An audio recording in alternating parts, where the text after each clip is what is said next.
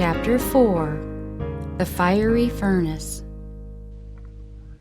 In the same year that Daniel and his companions entered the service of the king of Babylon, events occurred that severely tested the integrity of these youthful Hebrews, and proved before an idolatrous nation the power and faithfulness of the God of Israel. While King Nebuchadnezzar was looking forward with anxious forebodings to the future, he had a remarkable dream, by which he was greatly troubled, and his sleep brake from him. But although this vision of the night made a deep impression on his mind, he found it impossible to recall the particulars. He applied to his astrologers and magicians, and with promises of great wealth and honor commanded them to tell him his dream and its interpretation. But they said, "Tell thy servants the dream, and we will show the interpretation." The king knew that if they could really tell the interpretation, they could tell the dream as well. The Lord had, in his providence, given Nebuchadnezzar this dream, and had caused the particulars to be forgotten, while the fearful impression was left upon his mind, in order to expose the pretensions of the wise men of Babylon. The monarch was very angry, and threatened that they should all be slain, if, in a given time, the dream was not made known. Daniel and his companions were to perish with the false prophets. But taking his life in his hand, Daniel ventures to enter the presence of the king, begging that time may be granted that he may show the dream and the interpretation. To this request the monarch accedes. And now Daniel gathers his 3 companions, and together they take the matter before God, seeking for wisdom from the source of light and knowledge. Although they were in the king's court, surrounded with temptation, they did not forget their responsibility to God. They were strong in the consciousness that his providence had placed them where they were, that they were doing his work, meeting the demands of truth and duty. They had confidence toward God. They had turned to him for strength when in perplexity and danger, and he had been to them an ever-present help. The secret revealed. The servants of God did not plead with him in vain.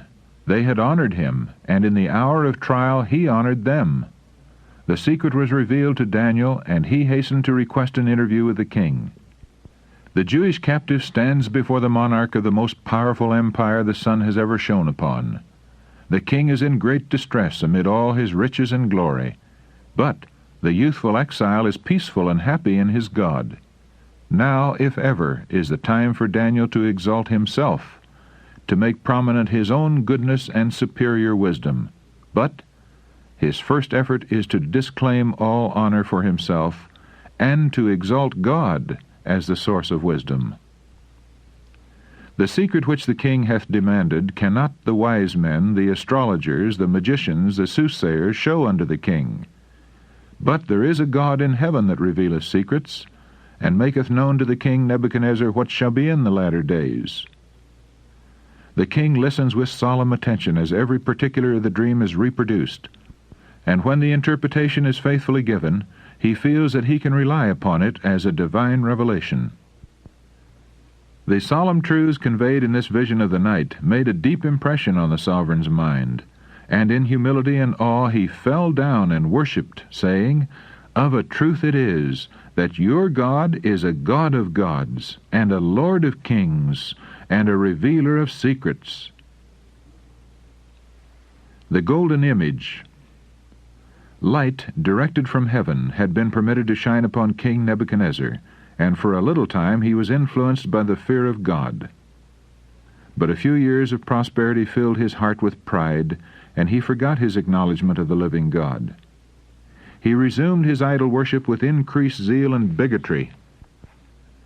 From the treasures obtained in war, he made a golden image to represent the one that he had seen in his dream, setting it up in the plain of Dura, and commanding all the rulers and the people to worship it on pain of death. This statue was about 90 feet in height and 9 in breadth, and in the eyes of that idolatrous people it presented a most imposing and majestic appearance. A proclamation was issued calling upon all the officers of the kingdom to assemble at the dedication of the image, and at the sound of the musical instruments to bow down and worship it. Should any fail to do this, they were immediately to be cast into the midst of a burning fiery furnace. Not fearing the king's wrath, The appointed day has come, and the vast company is assembled, when word is brought to the king that the 3 Hebrews whom he has set over the province of Babylon have refused to worship the image. These are Daniel's 3 companions, who had been called by the king Shadrach, Meshach, and Abednego. Full of rage, the monarch calls them before him, and pointing to the angry furnace, tells them the punishment that will be theirs if they refuse obedience to his will. In vain were the king's threats. He could not turn these noble men from their allegiance to the great ruler of nations. They had learned from the history of their fathers that disobedience to God is dishonor, disaster, and ruin. That the fear of the Lord is not only the beginning of wisdom, but the foundation of all true prosperity. They look with calmness upon the fiery furnace and the idolatrous throng. They have trusted in God, and he will not fail them now. Their answer is respectful, but decided. Be it known unto thee, O king, that we will not serve thy gods, nor worship the golden image which thou hast set up. The proud monarch is surrounded by his great men, the officers of the government, and the army that has conquered nations, and all unite in applauding him as having the wisdom and power of the gods. In the midst of this imposing display stand the 3 youthful Hebrews, steadily persisting in their refusal to obey the king's decree. They had been obedient to the laws of Babylon, so far as these did not conflict with the claims of God, but they would not be swayed a hair's breadth from the duty they owed to their Creator. The king's wrath knew no limits. In the very height of his power and glory, to be thus defied by the representatives of a despised and captive race was an insult which his proud spirit could not endure.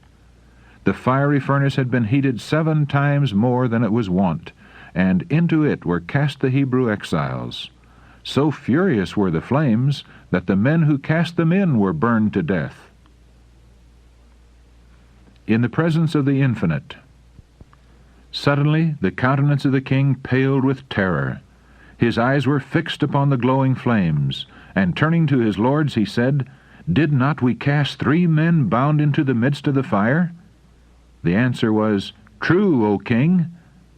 And now the monarch exclaimed, Lo, I see 4 men loose, walking in the midst of the fire, and they have no hurt, and the form of the 4th is like the Son of God.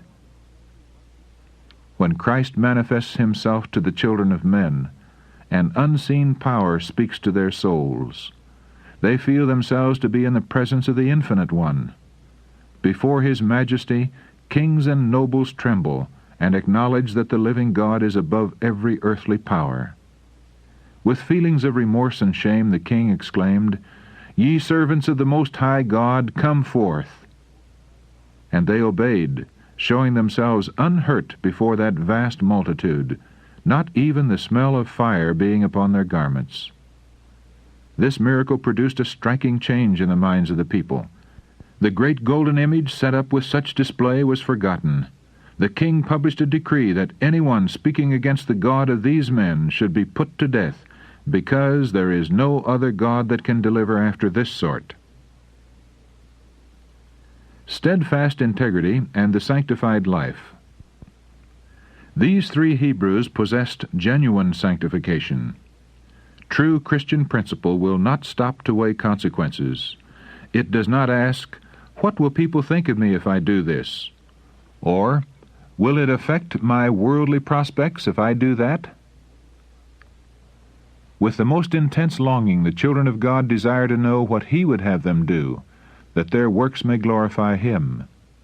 The Lord has made ample provision that the hearts and lives of all His followers may be controlled by divine grace, that they may be as burning and shining lights in the world.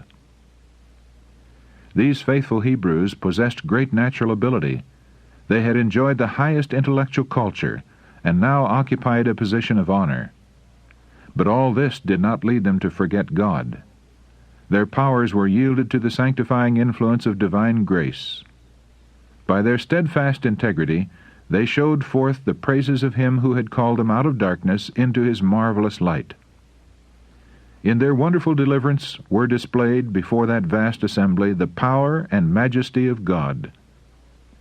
Jesus placed himself by their side in the fiery furnace, and by the glory of his presence convinced the proud king of Babylon that it could be no other than the Son of God.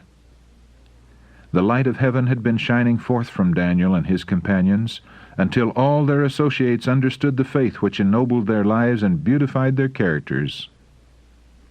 By the deliverance of his faithful servants, the Lord declares that he will take his stand with the oppressed and overthrow all earthly powers that would trample upon the authority of the God of heaven. A lesson to the faint-hearted. What a lesson is here given to the faint-hearted, the vacillating, the cowardly in the cause of God. What encouragement to those who will not be turned aside from duty by threats or peril.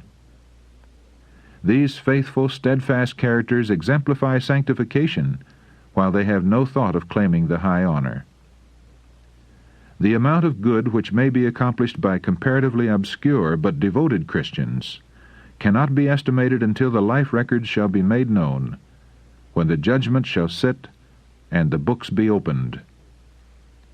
Christ identifies his interests with this class. He is not ashamed to call them brethren.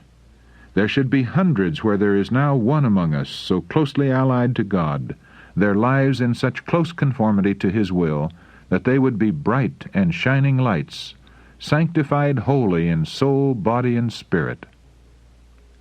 The conflict still goes on between the children of light and the children of darkness. Those who name the name of Christ should shake off the lethargy that enfeebles their efforts, and should meet the momentous responsibilities that devolve upon them. All who do this may expect the power of God to be revealed in them. The Son of God, the world's Redeemer, will be represented in their words and in their works, and God's name will be glorified. As in the days of Shadrach, Meshach, and Abednego, so in the closing period of earth's history, the Lord will work mightily in behalf of those who stand steadfastly for the right. He who walked with the Hebrew worthies in the fiery furnace will be with his followers wherever they are. His abiding presence will comfort and sustain. In the midst of the time of trouble such as has not been since there was a nation, his chosen ones will stand unmoved. Satan, with all the hosts of evil, cannot destroy the weakest of God's saints. Angels that excel in strength will protect them, and in their behalf Jehovah will reveal himself as a God of gods, able to save to the uttermost those who have put their trust in him. This last statement is from Prophets and Kings, page 513, which incidentally is written by the same author, Mrs. Ellen G. White.